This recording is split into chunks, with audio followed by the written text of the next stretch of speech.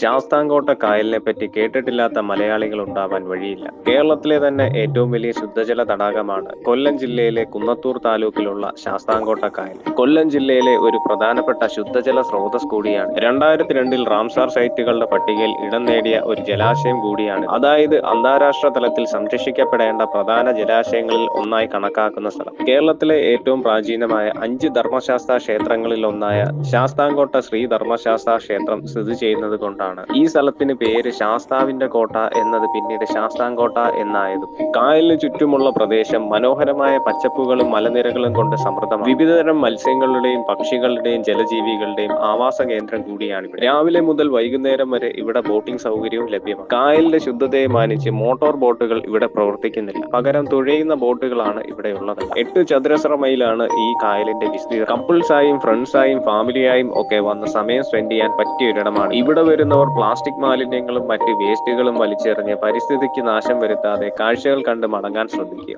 പ്രകൃതിയുടെയും വിശുദ്ധിയുടെയും സമന്വയമായ ഈ കായൽ കൊല്ലം ജില്ലയുടെ ഹൃദയത്തിലാണ് സ്ഥിതി ചെയ്യുന്നത്. കൊല്ലം നഗരത്തിൽ നിന്നും ഏകദേശം 30 കിലോമീറ്റർ അകലെയാണ് ഈ കായൽ സ്ഥിതി ചെയ്യുന്നത്. ഒരുപാട് ടൂറിസം സാധ്യതകൾ ഉണ്ടായിട്ടും അതിനെ വേണ്ടവിധം പ്രയോജനപ്പെടുത്തുന്നില്ല എന്നും ഇവിടെ വന്നപ്പോൾ തോന്നിപ്പോയി.